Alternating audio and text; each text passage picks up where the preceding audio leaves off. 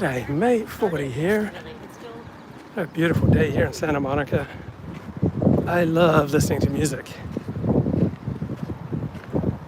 It was an important part of how I assimilated to America. So I moved to America at age 11. One of my first intense experiences with music was hearing on the radio the Carpenters song, Sing a song. I just immediately resonated with it. Like, it just made me so happy. I think it was the first time that I remember listening to a pop song. It just made me happy. And then my parents moved back east, and I got to finish the last half of 8th grade back at Pacific Union College in the Napa Valley. And in the absence of living with my parents, it became a lot easier for me to get along with my peers, to connect with my peers instead of being isolated. Dr. Desmond Ford's Preacher Kid's son, the controversial Dr. Des Ford and his son, getting away from all that and just being a kid, normal kid, and getting along with other kids and doing what they're doing. And what they were doing is listening to a lot of pop music. And so I really got into ABBA and Air Supply, and I talked to my friends about the music, and we found that the music just interpreted and explained and provided solace to our lives. And so one friend was interested in developing a relationship with a girl, and her best friend found him threatening, right? Because if this girl took on a boyfriend who was my best friend, then she'd have less exclusive time with her best friend. And there was a song about that. Like, it's either him, or me, or something like that. I remember listening to KNBR. So it was a news station, a talk station, and they also played a lot of pop music. And I listened to it at night, and then I'd come back the next day to my friend, hey, there was a song just about your situation. And 8th grade was the time really starting to feel an infatuation with the opposite sex, and it captured our emotions and provided comfort and solace. And it was just a huge part of my teen. So whenever I listen to my favorite songs, it takes me to being 14, 15, 16, 17, 18. Music didn't play as big a role after about age 21. So music after about 1988, by and large, doesn't have the same resonance or significance to me. But it still makes me happy. I just think it's amazing that you can just put on headphones. Jadon Ganesh in the Financial Times, our most prestigious columnist today, he said one of the greatest inventions was the Sony Walkman, so that wherever you go, you can just feel happy.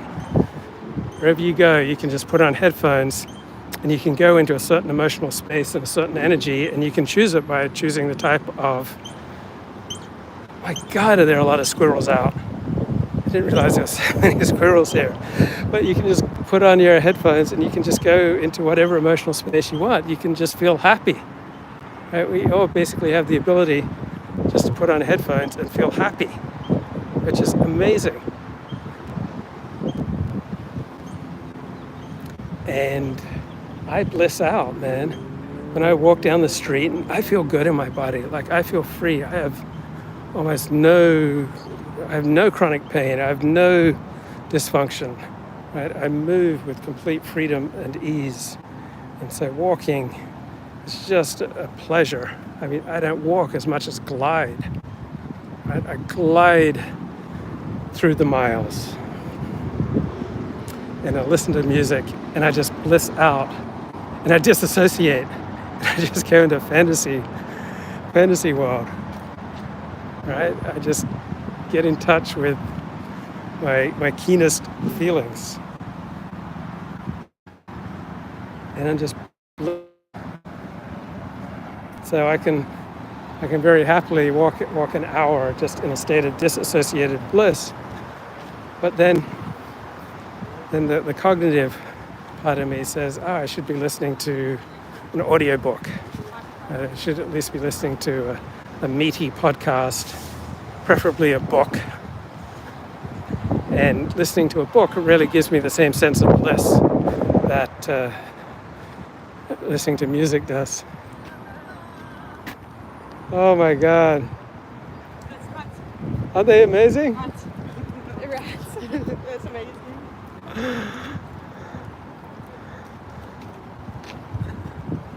Hello, mates. How's it going? You look very happy. I love living in LA. They're not afraid at all. I don't intimidate them.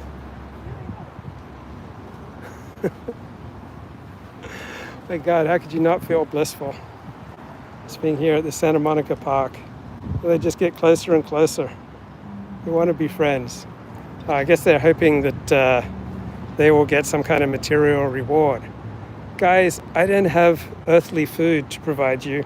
I just have the spiritual sustenance that comes from my insights. I've got rules for living and principles for decoding reality.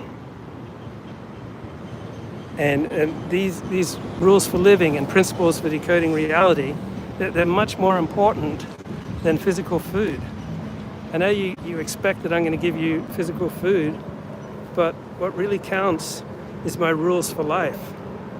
Right? My rules for life are much more important than physical food. Right?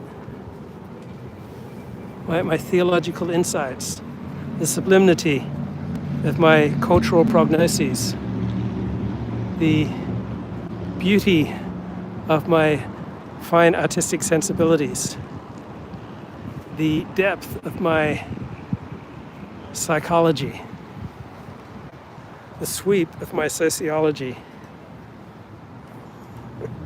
the width of my anthropology.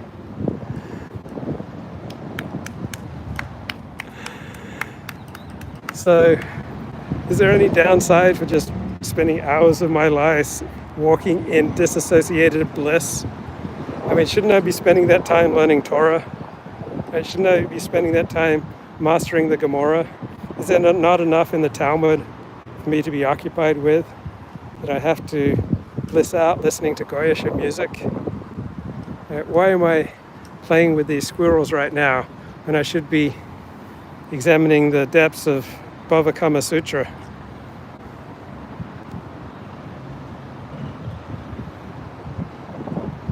Gratitude is important. Squirrels are the bane of the ADHD sufferer's existence. Did that squirrel have a knife? Is that an LA squirrel thing? I often experience the same conflict. Right? Do I want to escape in music, or should I be listening to books, lectures, or podcasts? Squirrels on the cliff. They're equally enriching to me, just different. Yeah. So I love blissing out to music, but should I not be spending that time studying Torah? At least an audio book. So I go in phases. So for weeks and months, I just primarily listen to music. And then in the emotional exaltation of listening to music, I would sometimes get keen ideas, theories, and realizations that I wanted to explicate on a live stream or in a blog post. But I still get meatier, deeper, intellectual sustenance from books as opposed to music. But it's awesome that I always have at my disposal a tool that will make me happy. You can just tune in, turn off, and flip out into a state of disassociated bliss. So I went for weeks and months just primarily listening to music on my walks.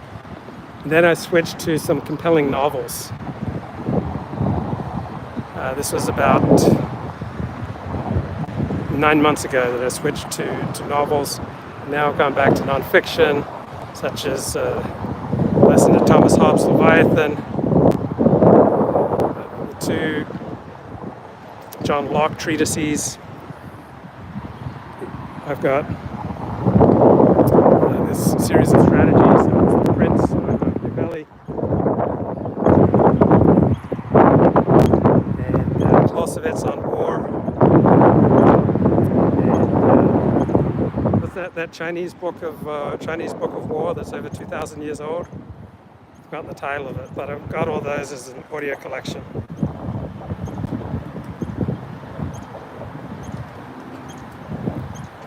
I never listen to music in the background while primarily listening to speaking, but there is a place for that. So I used to work at a radio station, 2 radio stations, K-High, K-Hill, and one thing I loved to do was to splice together sports commentaries. So we'd cover Placer High School football and basketball, and I'd love to splice together sporting highlights or other highlights and then put underneath them a bed of music that would swell and wax and wane between the highlights. It's something that TV does, like feature stories on sports. They often prominently feature the emotional importance of music and landscape.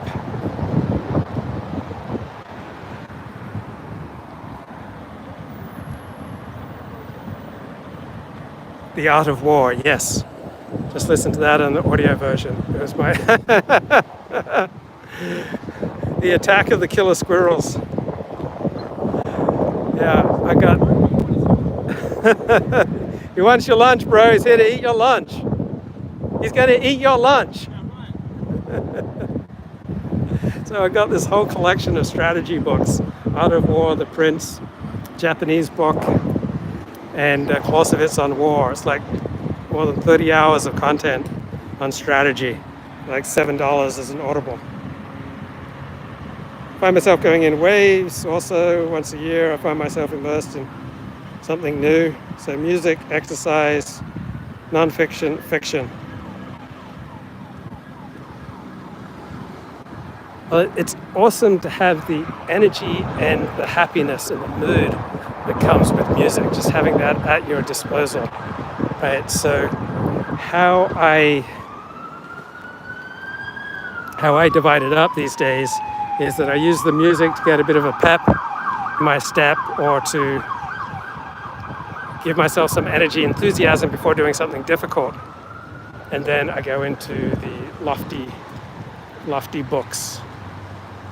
And so I spend probably 80%, 90% of my walking time listening to Audible books, and maybe 10% podcasts, and then maybe 10% music.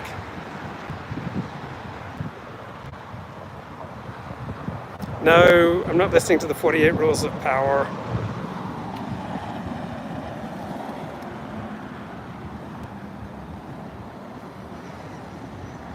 So there's an article in the latest New Yorker about the hot philosopher of the moment.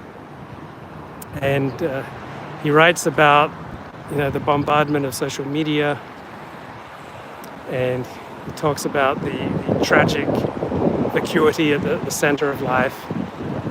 And he writes in an epigrammatic style, so he makes a lot of very sweeping statements, a little bit like Z-Man. Okay, he makes all these sweeping statements that doesn't necessarily nail down, try to provide an empirical basis for, but they either ring true to you or not. And that's the power of language. Like a few words, a sentence, a phrase can forever change your life, send it in a new direction, just turn upside down everything that you hold precious. So, for example, if you take in the idea that different people have different interests, right, you suddenly have a whole new perspective on conflict. You take in the idea that different people have different gifts. It gives you a whole new understanding of the world. Take in the idea that we did not evolve to be gullible, right? You can let go of all the current fixation on misinformation and propaganda.